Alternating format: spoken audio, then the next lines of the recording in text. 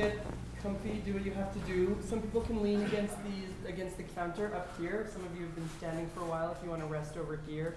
Or there's seats, and if you feel like standing and giving your seat up to someone who's been standing for the last hour, that would be amazing. So I want to introduce two lovely people who are going to walk us through and walk us through the films, Oh, we're connected. the times in which they were made, and lovely stuff like that. I have the lovely pleasure of knowing Jim. Sadly, this is like the longest I've spent with Jerry. So I have to read Jerry's bio from a phone. I feel so tacky. You should. I should, says Jerry. And I'm stalling while it loads. So I think... It's a story of my life. Oh, and we're gossiping about each other already. Okay, Yep. so I think sometimes we know people better by what they say about themselves and how they say it. So I'm going to read a beautiful quote that Jerry wrote about him and his work in 1995. He says, "Each of my films portrays some aspect of gay consciousness, sexual representation, or self-identity. At the same time, each film utilizes the medium's unique potential as visual metaphor. I'm not very interested in creating narrative forms which generally are used to show how gay people are supposed to become lavender, carbon copies of straight people. Instead," says Jerry, "I work with short, personal, experimental forms which explore and celebrate another kind of consciousness and human identity." So, Jerry, there we are.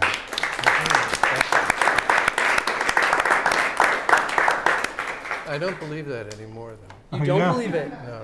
Okay, You want so- to be a lavender coffee. Yeah, no, I'm Yeah, you weren't even wearing really that. upset about looking, getting. Oh, we're going to talk about looking. Don't worry. Everybody, Oh, calm down. God. We'll talk about looking. Don't worry. Hey, can I ask all of you guys? Yes. Oh, Thank you. sure. Right And away. then- the Okay. direction. And you said is that talk I better? was standing in front of the screen. And you said talk really loud. Yeah. Okay, we will. And then this is Jim. Jim Hubbard is a filmmaker. He's also participated in creating the NYPD archive of AIDS films. He's also a co-creator of Mix. NYPL. NYPL. What did I say? NYPD. Well, they have their own collection, but I had No nothing one's to do with getting out of that. here. And I think one thing that brings what we saw on the screen together tonight and what we're going to find out through talking with Jerry and Jim is something about like the power and the strength of being gentle. And I think knowing Jerry now a whole night and knowing Jim a few years, gentle is something that I think we can talk a little bit about, or something that you should be thinking about while we're talking about. What are the possibilities of being gentle as a powerful tool? Before we get into it, let's talk about your guys' relationships with Roger. So Jerry, do you want to talk a little bit about Right, you met him first, so. I was running a micro cinema in Pennsylvania called Burke's Filmmakers in 1974 and 75. And I had heard that there was this amazing filmmaker in Pittsburgh who was processing his own film. This was unprecedented at the time. In fact, I heard from Tony Conrad that there was this guy named Roger Jacoby, and Tony copied his first film feedback from Roger's methodology. I called Pittsburgh Filmmakers. I got in touch with Roger and booked the show. And 2 minutes after I hung up the phone with him, I got a call back accusing me of really wanting to book Undine. I had no idea that Undine was his lover. I didn't know anything about this, but it was, it set the stage for the relationship. And so then I had to then ask Undine to come. And then all throughout the entire week that they were at Burke's Filmmakers, Roger was saying, you see, you really wanted Undine. You didn't want me in my films. You wanted Warhol. That's what you were after, Warhol. And it was a friendly, rocky relationship for a while. And then they broke up, and Undine came to New York, and I had moved to New York, or back to New York at that point in the late 70s, and Roger was mad at me because I wasn't encouraging Undine to go back to Pittsburgh. And it was just very rocky, but I always loved Roger's films.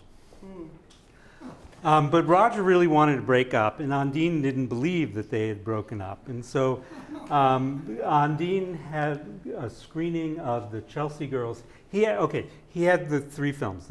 He had prints of the Chelsea Girls, Loves of Undine, and Vinyl. Those were the only three Warhol films that you could possibly see anywhere in the world in 1977. And so he had those prints, and he was showing them at the Pacific Film Archive in Berkeley. Who was showing? Undine was. Undine, okay. And so he invited Roger to come to San Francisco and spend the week so that they could try to get back together. That was Undine's not-so-secret plan.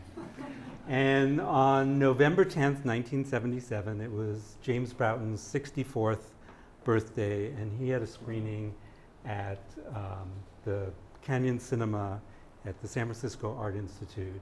And it was the world premiere of Song of the God Body. And I hadn't eaten that night. I went to the screening, and after the screening, I went down to congratulate James and his lover Joel Singer for the film. And Joel says to me, "We're having a birthday party for James. Why don't you come?" I said, "Okay." And the San Francisco Art Institute is this 70s brutalist building with this incredible angle.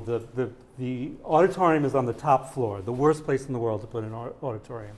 But so the roof is like this, and then there's a place where you can stand and see the entire, all of San Francisco, the harbor and Oakland.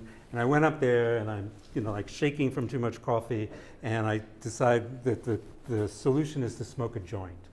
So I have a joint. And of course, then, I'm really, so I go back to the auditorium, and just as I'm entering the auditorium, James and Joel are leaving, and James grabs me and says, "We're having a party, why don't you come along?" And this is Roger and Undine. And that was the first time I met, and we all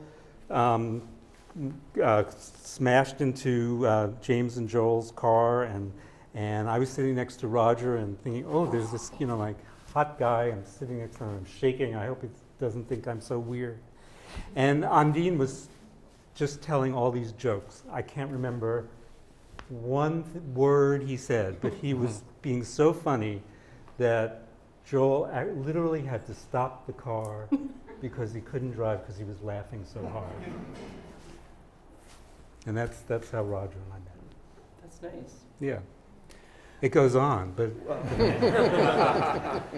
We will talk about Yeah. that. Let's talk about the films. Let's talk about what we saw a little bit. what in the hell's name was that? That was art, Jim. Oh, that was yeah. So it feels like we went on a journey, right? So I'm not suggesting that you guys curated it, but we know, and no offense, Carl, we know that we started off with this like romantic, sweet film, kind of like love, and then we go into two very different films. And I'm wondering, Jerry, did you have any, when you're watching the films, what are you seeing? What are the words that are coming into your head if you had to talk about the films? The fact that these films were made in an era when sound film was excruciatingly painful to make. And the idea that Roger got an Oricon camera, which put the sound directly onto the film, was a statement of independence. It was unheard of among experimental filmmakers, really, to have an Oricon. No one, only Warhol had the Oricon. So it was, first of all, a statement of independence. And I thought about how he was so painfully independent. And then the self-processing is also a way of breaking away from the tyranny of the laboratories and correct processing and all of that.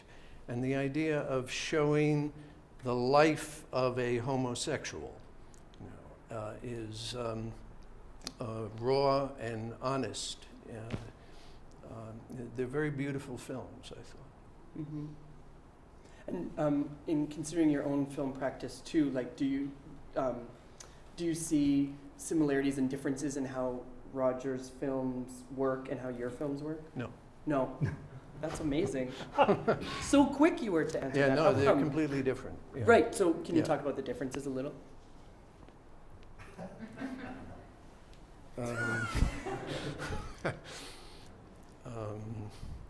Okay. I edit my films a lot, all right, and think very carefully about what I fantasize is going to be the impact on a viewer. How this is going to affect them. And Roger was being more free in his editing style. Yeah. Yeah.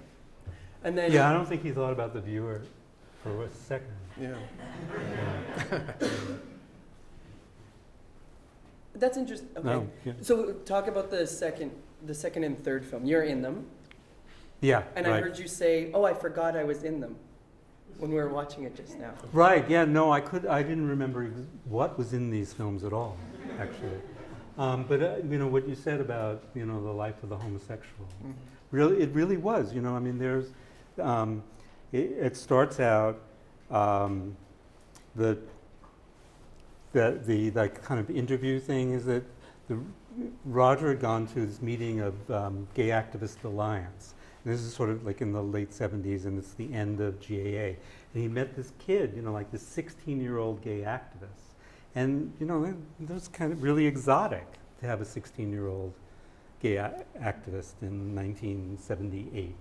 And so, he tried to get this guy to talk on screen. It was actually really painful. And then there's the opera. I mean, Undine certainly was the consummate opera queen, and Roger was some. So that was always part of it. The scene. There's that scene where the soprano is singing. It's in the Carnegie Museum in Pittsburgh. The Carnegie Museum. I assume they still have this, but it has these several rooms of immense plaster casts. These are life-size casts of Greek and Roman ruins. So they're, like 40-foot high columns. Yeah, they're plaster replicas of the real thing in Ephesus or wherever the hell they are. And she's singing Aida, right? It's the tune scene from Aida, right? And well, aren't there any opera queens sitting here? Don't you know? And then the scenes with all the deaf guys. What happened is after they broke up, Roger, being a normal homosexual of the late 70s, would just go to the baths all the time. And one day, he was in the baths in Pittsburgh, and he hears this very strange noise. And he goes to investigate what it is, and he sees this absolutely gorgeous guy having sex and making just these very strange noises. And it's the guy Alex, who's the guy with the headphones and Who fixes his hair. Yeah, who fixes his hair a lot. Alex was like this incredible narcissist. He was wonderful. And that business, like he had the headphones on. Alex was profoundly deaf. He couldn't hear anything. Nothing. And so he's lying when he says he's hearing stuff. But it's really like the seduction that's going on. And of course, the camera runs out of film and they end up in bed. And so it really is the life of a homosexual. But then you wanted to ask, okay. Well, first, before we get to stuff, that, yeah, let's talk a little bit about like the people in the film. And it seems like there was one point where this this artwork was like, it's flapping right now. Yeah. And it just like, it seemed like important for me to talk about that because there's ghosts. There's ghosts in the film, there's ghosts in the room, and part of me is wondering like, there's Roger's mother's friend who's smoking in bed, right? No, it's actually Roger's friend Jean's mother who's dying of lung cancer and lying in bed smoking cigarettes constantly. And so it seems like we can talk about the people who are no longer with us now, and we can talk about the people, like he was obviously thinking about death in those films Yeah, as well. this is completely pre-AIDS. So there's nothing, the latest stuff that's filmed here is 81. So. And so Yeah.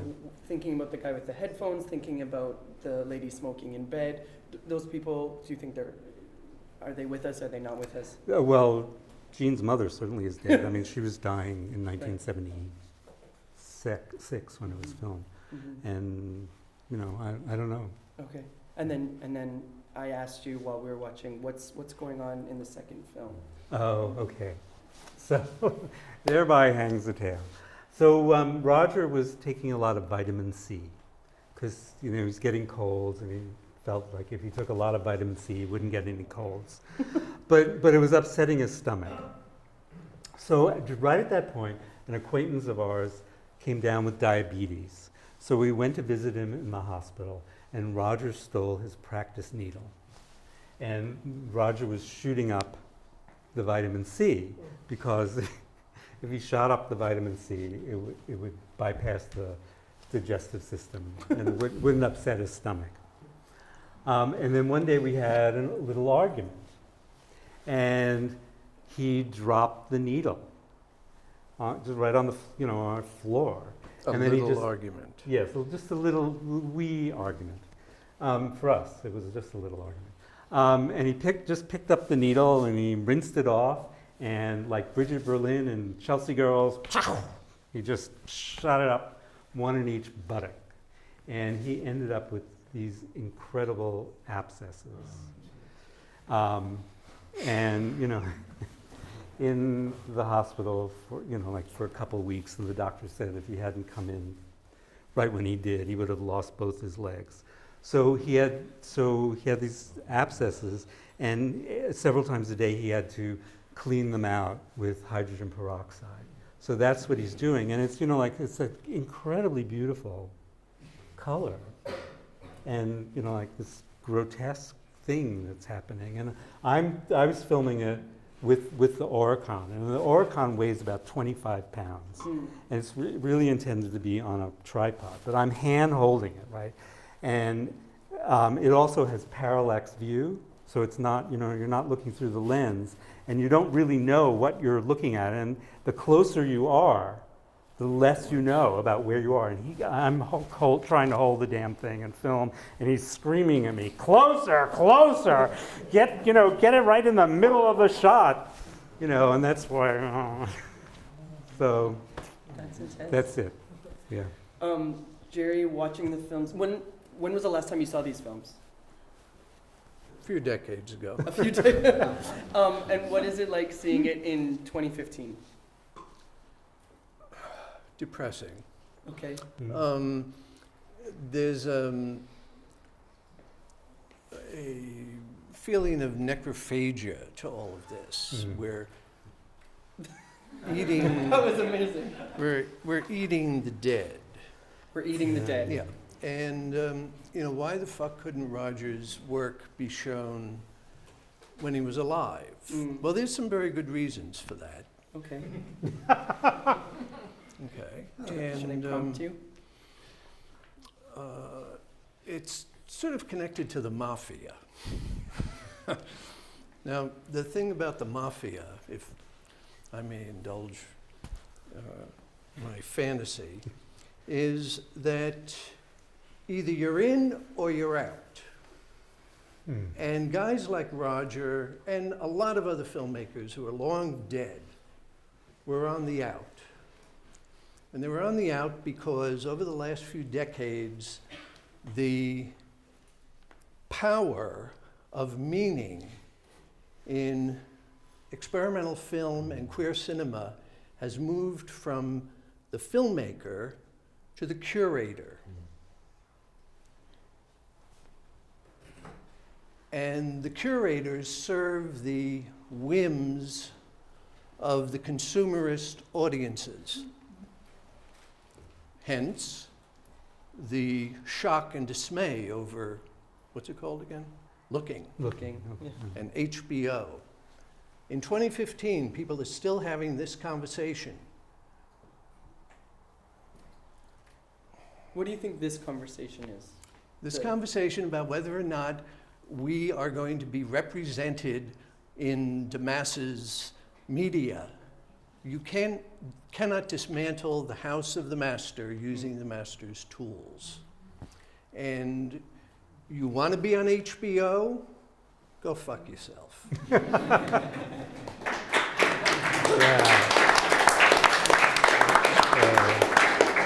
So what is the world that Roger's showing us? It's a truncated artistic vision because he was cut off by the world that should have welcomed him, which was Anthology Film Archives, the New York Filmmakers Co-op, the Museum of Modern Art. You know, oh, wow, someday there'll be a great gay curator in the Museum of Modern Art, and then things will really be different.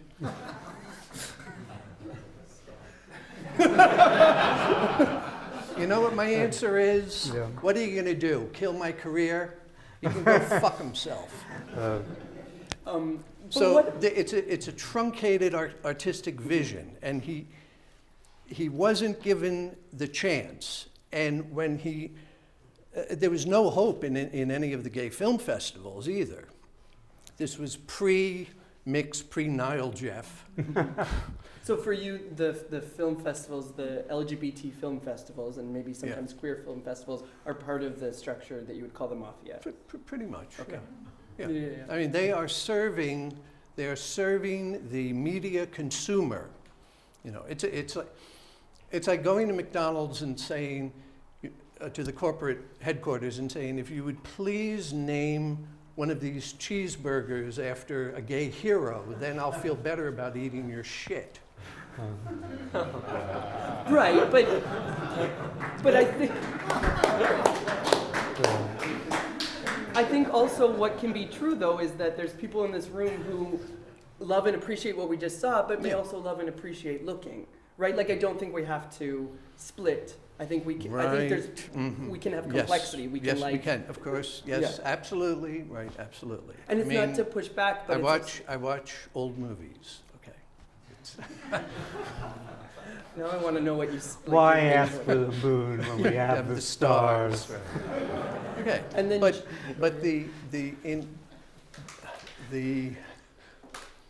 I said what I said. well, you can say more too. Oh, thanks. Jim, what do you see? What's the world that Roger? What's the Rogers world that he's giving us? You know, it's also the underground world of the homosexual that existed in, that doesn't exist anymore. The world where, most gay people were in the closet, and that there were a small number of us who, lived in this world, this secret world, that was largely separate and hidden from the rest of humanity, and we had this incredible complex culture among ourselves, and that it involved a lot of indirection. That's what opera stuff is all about, right? And the old movies, and I think there's still remnants of it now, but it largely doesn't exist, and the oppression that that existed in those times. It just isn't the same. This whole, like gay marriage, right? I'm not gonna. Right. No. What's interesting though? I think the oppressions may be different, but I think that people's feelings can be somewhat similar. There's people who still feel oppressed, or there's people who identify with the oppressions of the past, and it feels active to them. which is interesting. Well, there is, but it's sort of it goes right back to the beginning of How to Be a Homosexual, with that conversation about rich gay people Right. and poor gay people. Yeah, that's a conversation that still exists. everyone in this right? room has had recently. Yeah. Someone said, like, what about gay sex workers? Right? Like, that's a line from there. Right. That was a gay sex worker, the guy and the other guy who doesn't say anything. And yeah, kind of lost my point. Attacking ourselves instead of attacking our enemies. Yeah. That's still today. We still do that. Right. I think except those like those rich gay people were all in the closet then, because you couldn't have outed NBC Universal and march in the St. Patrick's Day Parade in 1978, right? But now you can, and you can be, I suppose you can be out at Citicorp. Yeah, but if you're a billionaire, you can get away with, there's always that, the upper class can always get away with whatever it wants to get away with. Mm-hmm. So we talked a little bit earlier, and you said the last screening was in Stephen Kent's apartment in 2003. Yeah. And then before that, were screenings that people were walking out of. And so how do you make sense of tonight then? How do you make sense of, like, it's 2015, the room was more full than this? I don't know. Why don't we ask you? Yeah. Why don't we open it up? Yeah, good. So what are questions that people have, or even thoughts about the film, especially if this is the first time you've seen it, if you're feeling, yeah. I was wondering what traditionally, or you would recommend in terms of like chemicals or medicinals or herbal things might have accompanied an audience's experience with seeing these films. And then what, how that transferred through. I know there was a lot of thinking going into the filmmaking about the audience, but maybe in that interval shortly after creation, there were certain things that were used in that creative effects that we can talk to.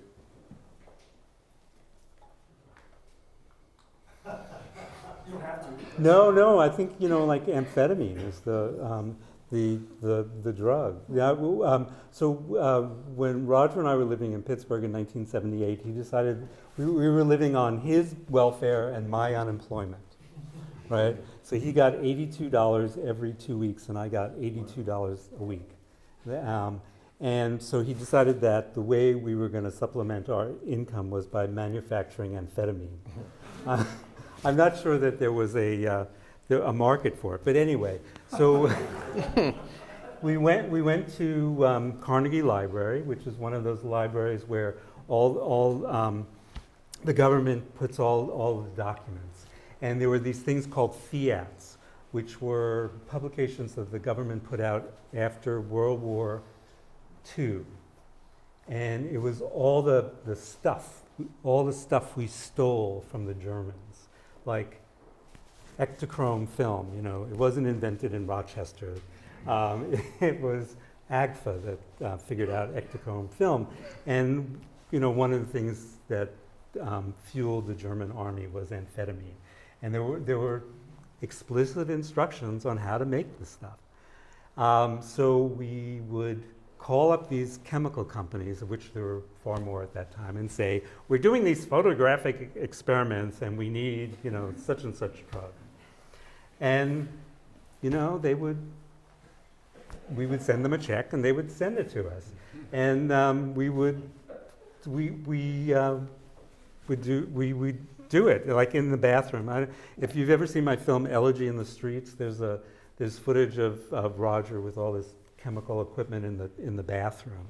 There's stuff on the toilet and the sink, and that's what we're doing. We're manufacturing amphetamine, and we got really good stuff, but we could never crystallize it. That's the hard part. And so, but Undine would come over once in a while to Pittsburgh, and he'd test it out for us.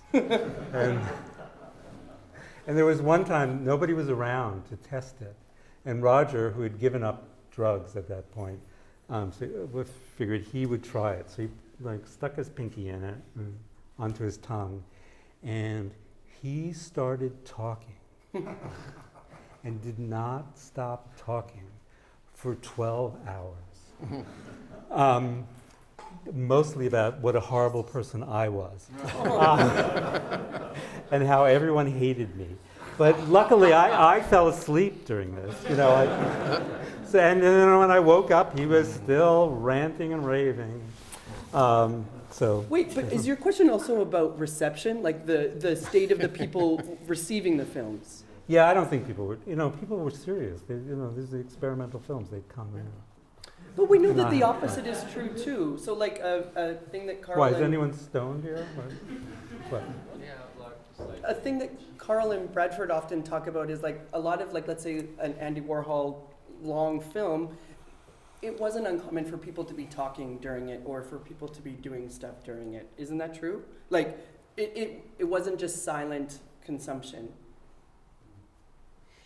People came and went. People came and went. You're right. If someone talked during one of Roger's films, he'd go up and bop them on the head. No, and like all of you people with your iPhones there, he would have been screaming and yelling, and ripped it out of it and thrown it across the room. It was a different context altogether. Yeah. Sorry, what did you say? It was a different context altogether. What's the different context?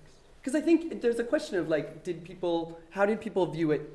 This is not, I don't know. I think the root of your question is like, how did people do this in the past? Well, in New York, you would have one-person film shows, and places like Millennium and Anthology and Film Forum, back in ancient days, Film Forum was a little screening room about a third the size of this, uptown on 88th Street. Or should I say upstate. And filmmakers would come and show an evening of their work. And it was a personal film experience. It was not a curated program. Mm-hmm. Okay, so the sense was you were meeting the filmmaker, getting to taste their creative vision and watching their films. And so it was more serious in that regard. And then Right, and there were a lot of these little places. Yeah. Burke's Filmmakers and Real Artways in New Haven and Canyon in San Francisco and LA Film Forum, and there were dozens of places. Actually, it was actually a lot easier to put together a film tour Right. in 1978. Oh, there was a little sheet. Ye- Remember the yep. filmmaker sheet? Yes, the filmmaker, what was it called? Filmmaker? Film and video travel sheet. It wasn't video, it was just film. Film. And it came out of the Carnegie Museum Museum. in Pittsburgh. And you'd put in that you wanted to do this tour, and people would call, and, Right. and you'd work this Pay out. you money and everything. Pay you a money little and money. everything. Yeah. was there a question over here? Yeah. Yes. So as someone who doesn't know very well the context of the films, I approach them very much as texts and kind of was wondering what they taught to me as text. And so, in a certain sense, maybe, so it spoke very much to me, and maybe this is something which also talks about kind of the lasting appeal of the films. And what basically I saw some of films that kind of talk to me through upsetting contrasts. So they make contrasts between certain, say, appearances, surfaces, certain kinds of representations, and things that are in the gaps of representation, things that are kind of suppressed, which are normally not looked at, not seen. So in the first film, kind of an opera, which is an emblem also of representation in a certain sense, and at the same time you see a bohemian, naked woman, which rather kind of speaks about this kind of gaps of the society. And in the second film, we have this kind of nearly sterile camera in the beginning, and someone who speaks about gay rights, gay life, and then the camera which becomes obscene and looks kind of on all these things, on these details in a certain way. And so, and I think it goes through the films through all the films as for me a certain theme that speaks to me. And I was wondering, is this something which I just contrast out of my own kind of present location as a feel, or is it something which you say is actually maybe something which was in the beginning already there and was a topic which was worked through and echoes today? It happens because of the environment in which you're sitting right now, and that is it's a non-curated show. No one is telling you how to see these films. So you have, through your own eyes and your own thought processes, the ability to create the meaning. some of which I think you're right is in the film. But again, Roger and his work and his life were cut short. But some of it is there, and it blossoms in your consciousness because no one is imposing their dictum on how you should see it, in my opinion. So just as a follow-up on that, how much of the artifacts are inherent to the nature of the format, and how much of it is just time? Like time is in the 30 years that has passed since the film was made. You mean what it looks like? The artifacts, yeah. Yeah, no. That's there from the beginning. I mean, the prints are in shockingly good condition. Yeah, no, I was sort of amazed. There's almost, I guess because they're not shown, there are almost no scratches. Yeah, all that stuff is in the chemical nature. Like those things, like in the first film with all the black dots. Mm-hmm. The black dots are, color film is really thick, right? And so what inherently, if the light comes in the film, it will literally bounce off the back of the film and expose the rest of the emulsion in strange ways because of light bouncing off. So there's something on the back of film. It's called the anti-halation backing, anti-halo, right? And what is that's a carbon, actually, literally carbon, that's put on the back of film so that it absorbs the light. And when you process the film, that anti-halation backing is washed off completely, except when you process it yourself in funny little equipment. And all those black dots are the remains of the anti-halation backing. And then there's the stuff with what I think of as the stained glass effect.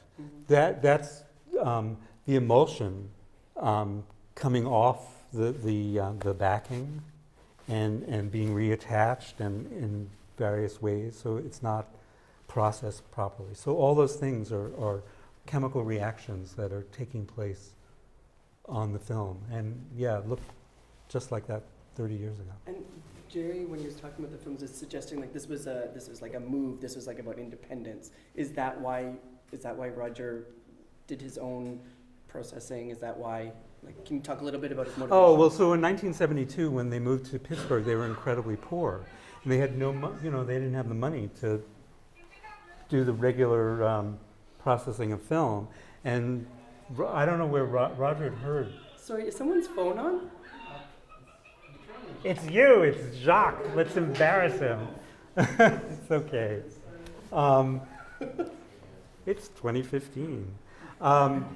So originally it was this idea that he would save money, but the first time he did it and saw it, he realized that it was an aesthetic decision. Yeah, and then he never went back to process. Yeah, I wanted to comment that I really liked that aspect of the film.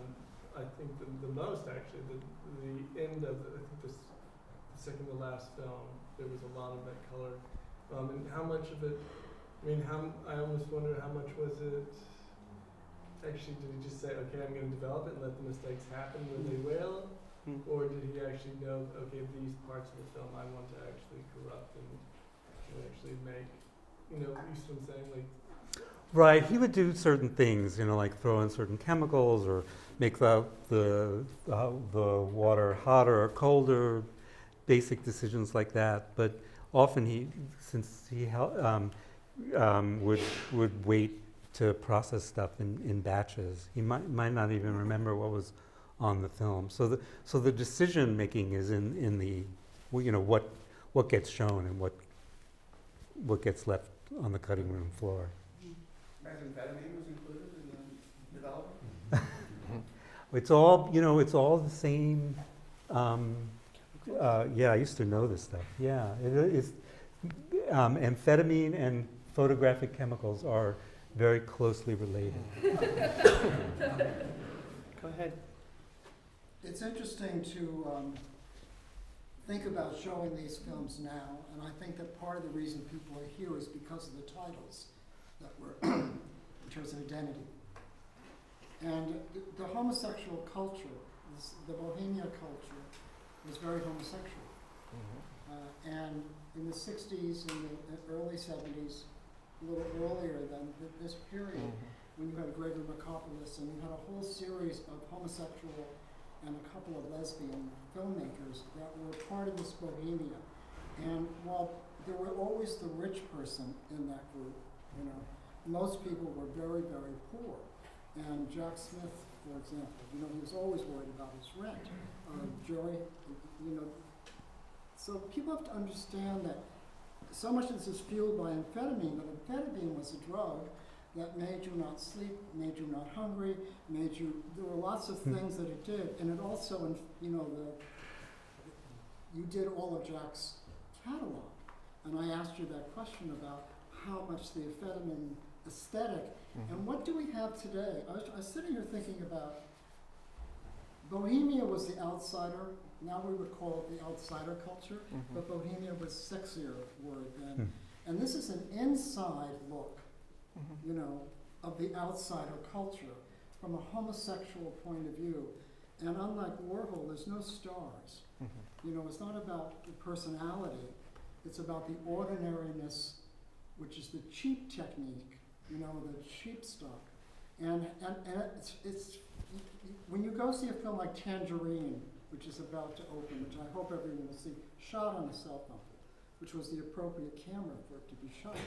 But how, the young people who grow up with new technology, their eyes trained by MTV and fast edits and all that sort of thing, and then they see this kind of film and they struggle to understand the context of what it is, and I think it's almost impossible to understand the world in which this cinema was made. Do you agree? Absolutely, and I think that's just a function of having breathed as much oxygen. Speak up. As I'm failing fast. It's a function of having breathed as much oxygen as we have, and it's just a normal evolutionary process. There is no, it was Johann Wolfgang von Goethe, who said that you cannot ever taste the true spirit of the age. Once it's past, it's past. And we can just get little glimpses of it. We can hear stories, try to piece it together. But to sense the flavor, it's better that people live in the present and sense the present. How much of storytelling was important to Roger or to you, Jerry, or to you, Jim, at this particular time, as opposed to representation in terms of content? Because looking is a storytelling device, whether you like it or not. It's storytelling. You mean back in 1979? Yes. Wow. Or when you were doing your experimental films before, you know, you were imposed to put talking heads in your film. Wow. Well, in a way, my films are like anti-storytelling. That it's not, you know, that what I wanted to do was like look at what there really was to see, and try to figure it out, and not rely on those, you know, like those formulas. The idea was that there were no formulas to tell the stories. If we were going to tell our lives truly the way we experienced them and wanted to express them, that you couldn't rely on the old stories, because you know life wasn't like that. You know, to me they were these heterosexual formulas, and you know we're now, to go back to your, you know, like the mafia, right? The gay, you know, what gets shown in gay film festivals largely, and you know, and looking, is that people are still cramming homosexual and transgender and all these, you know, like queer people into these heterosexual formulas. And, that's not how our lives transpire. Right. Or Jenny Olsen. I mean, Jenny Olsen seems to be, and there's going to be, her film is going to be. Yeah, I haven't seen it. But her way she tells the story is very similar, I think, although the technology is different, in the way the content was in this one. I think also we don't have to make false dichotomies. I think we know that there's people making transgressive underground films now, and as you say, using different technologies, and we don't have to make these weird connections or lack of connections. I think also the film does speak to people. There's a room full of people who are sitting on uncomfortable chairs and on uncomfortable floors way past a comfortable time to talk about these films. And I think that for me, watching these films, it was funny that you said that they're not How to Be a Homosexual 101, because in a way They are. they are. Yeah, they they are. really Yeah. beautifully are. And I wonder, like, as a group, if we can just talk about, like, if we learned how to be a homosexual from the films. So what are things that people noticed in the films on how to be a homosexual? Enemas. Thank you. Anything else? Yeah, Roger made me film that. Made you. It was after we broke up. and What? he was- He made you film his enema after? Okay. and it's beautiful. So I'm going to attempt to answer your question, but by way of asking a question. So, I mean, to me, like the fellow said that, for him they were all about contrast. For me, they were all about the limitations on the body and kind of finding beauty in bodily failures. From the abscesses to the deafness to the person smoking on her deathbed to people sort of not really making music yet, or you're not really being able to hear it. So, I think that's the sort of how to be a homosexual is this kind of aestheticization of the body's wrongness. But I want to know, how self-consciously did you all talk about these kinds of things? You just gave a really self-conscious answer about narrative and heterosexuality. It was beautiful. Is that how you talked about it, or about visual contrast, or about the limitations on the body? At the time, no, that's what I was guessing. So No. How did you talk about these at the time? Roger, in a way, was remarkably inarticulate. He was badly educated. Concision was not a concept he had in his life. That when he talked, he would go on and on and on. And no, it was often completely mysterious why the hell he would want to film this, or what the hell he was getting at, or how one thing followed from another. And that reflects a creative spirit that does not fit into the formulas that you're talking about. It's like sometimes one makes a film and doesn't know what one is doing, and wanders into the unknown, and that that's not made for TV. That's another way that the film reflects being a homosexual. And faith, right? Like not knowing but going on is an act of faith, and believing that you're going to do it and that it's going to be beautiful, and knowing on a different level, like maybe not on an intellectual level, but knowing that your story is worth telling, or that your expression is worth sharing. I rarely feel that. We'll work on it. But I should amend that verbally he was very badly educated, but visually he had an incredible education. That from the earliest days, like his aunt had a really important gallery, and so he was seeing all this work. He grew up with his aunt's Duchamps in the gallery. Greta Garbo was one of her clients, and Roger used to tell this story of how he, helped Greta Garbo look at whatever the show was on the walls. And Andy Warhol bought Aunt Rose's last Duchamp. It was $500. Are there other questions? Yeah. I have a question, just an observation here. How he was homosexual have to say louder, I'm Yeah. sorry. Oh, I'm so very sorry. I thought it was beautiful in the second film. Just, it seemed very unforced. The way of looking and the way the film just was allowed to be in the world. I don't know. And I was wondering about the parallax thing with the close-ups on the wind and all that. And it was like, and throughout all three of the films, there was a sense I got of averted gaze. Like of just like, and who is he? I don't know, not he or the camera or whatever. Like, what are we most comfortable focusing on for an extended period of time, and when do we let our gaze wander, and when do we actively not look? I know it was wonderful, but I mean, I loved it, so it's some observation.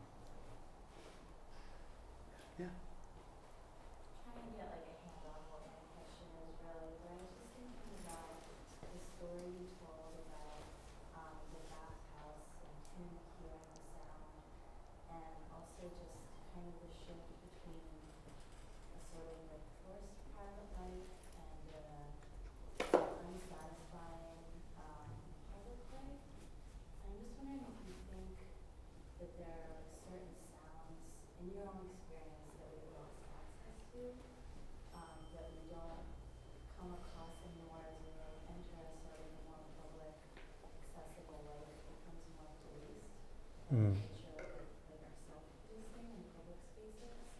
Do you think there's these sounds that we don't really hear? I'm just going to ask if everyone, that's an amazing question. Yeah. So it's a beautiful question if people didn't hear it around like, are there sounds that we don't hear anymore because we police ourselves or because of the way the worlds are changing?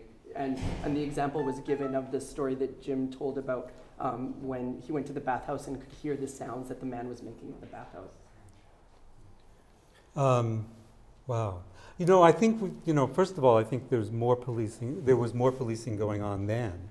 Because you literally could lose your life if you were detected in certain circumstances. So people were much more careful in public. And so, but that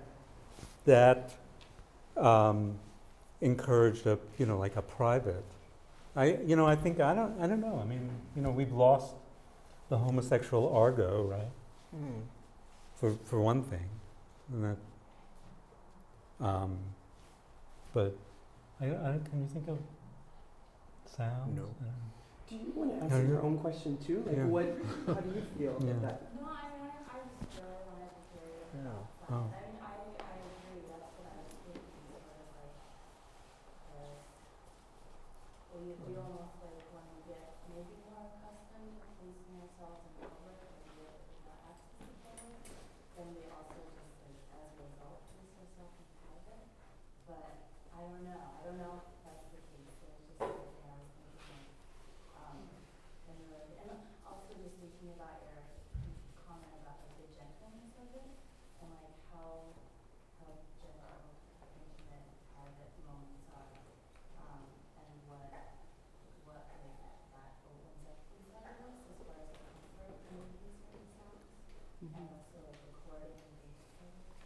Yeah, and when to be visible, not visible, audible, inaudible, right? That's from one of the major things I took from the film was for the first part of the second film, we are his gaze, right? Like, so you did a nice job of trying to say that the camera wasn't gendered, but it was like a gay gaze, right? We're trying to listen to the intellectual conversation, but then we look down at our friend's junk. We're like, is he cut or uncut? Like we're thinking these things. I seem to look at the women's faces the most directly. Uh-huh. Yeah. And then actually that's when we start to see him starting to enter, right? Like there's that beautiful, for me, the first time I remember seeing him on the film was when he was, the film is also about like watching, being witness and trying to communicate against barriers, which are also like how to be a homosexual. And then he does that beautiful moment of he's watching his friends be beautiful, making music, and then he goes into the scene. And so we go from being him, the gaze, to getting to see him. So that's part of what you're talking about, being a homosexual is negotiating when we watch and like when we participate. And I think actually the film wouldn't be as good if he was thinking of these things intellectually. Yeah. Yeah. So yeah, I think that there's Sorry, I got Jerry really thinks about his films. He always thought about his films. Yeah. didn't you? So, how did you respond to what he said? It's two different styles. Mhm. It's two different approaches entirely. Do you think it's a generational difference? No, it's just I was unduly interested and influenced by structuralism, and so I gave a lot of thought to the form and its effect. I want to give a little space and time for you guys have beautiful eyes. You know what you see and how you're seeing it. Did you have thoughts about the film? It's just I a was spot. thinking a lot about the Spot photography of Charlie Schneemann, who's a famous Mm-hmm. artist and filmmaker, who made a film called Fuses in the 60s, and it's very, the film quality or the way she approached the film medium was very similar to me, and that it was like a work of art itself, apart from what it was showing. And what it was showing, you had to look through it to see it. And I think some of the things you said about a time that's gone, and what they did then, and how we see it now, is very connected. And she had a very different lifestyle, but very similar in many ways too. So I was interested in his ability to play with the film as a piece of art, rather than just that things are showing narrative on. And that's sort of what I was thinking about. Okay, avoiding eye contact is good. I won't thank you. Avoiding eye contact. Yeah. This is a techie question. So when you said he manipulated the film, did he then cut and edit? Did he edit the film after manipulating it? So he had, like you said, things in the cutting room, or would it just be the whole story? No, it's cut into pieces. That, in fact, what struck me about Dream Sync's opera is that it's actually not sync film. That he added the sound afterwards, because you can see where the cuts are. But with How to Be a Homosexual, he would just cut out the pieces he didn't want, and there were a couple of times where he came back to a scene. So it's minimally edited. But there was an awful lot. I mean, there's a huge amount of outtakes. I mean, I have thousands of feet of stuff that was cut out. Yeah.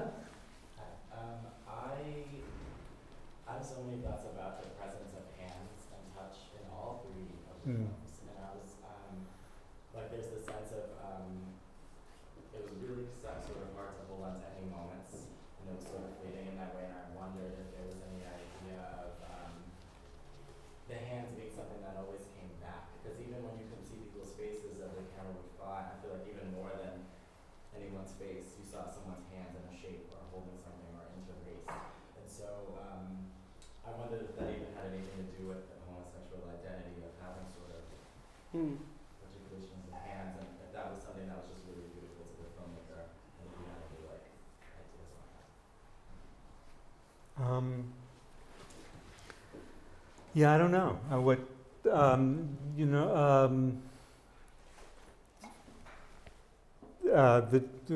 The deaf were really important to Roger, because after he and Undine broke up, they were his first friends that he found after the breakup. So he was kind of looking for companionship and solace and from them. And of course, sign language is meaning made visual, which is what filmmaking is. So there was definitely that connection. But also, it's a lot of the hand shots were actually mine. So I don't know. I mean, Roger left them in there, but I'm like more interested in hands than I thought he was. So, yeah, I film hands a lot, and I always have. Is there reasons that you film hands? Because they're beautiful. Yeah, I mean they're expressive, and you know I love the, you know, all the hills and dales and. You know.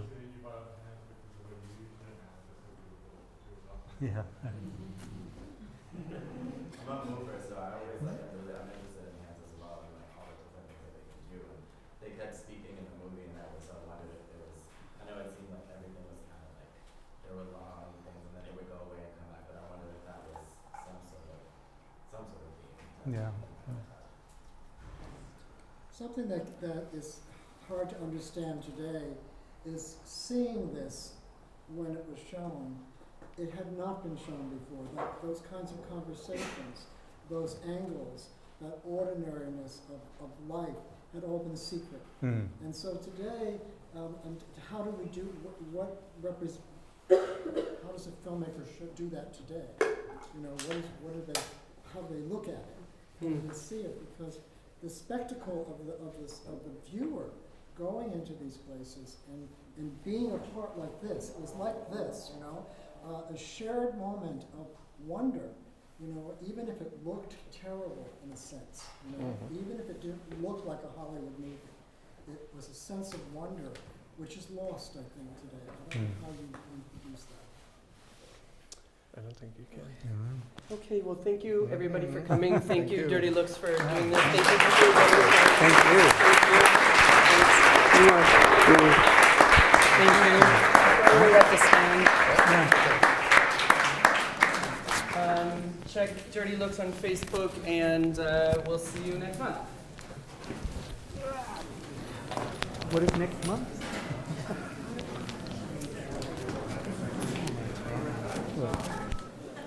An hour and 1 minute. You timed it? Yeah, recorded. Oh, you did? Yeah. Oh, okay. Great. Are you going to use the recording? I'm going to eventually transcribe it, put it into an essay. No. I never knew you had a career as an editing maker. Revelations. Yes, right. Oh, and we can get to the story of Roger stealing the Mexicans from the Jewish Museum.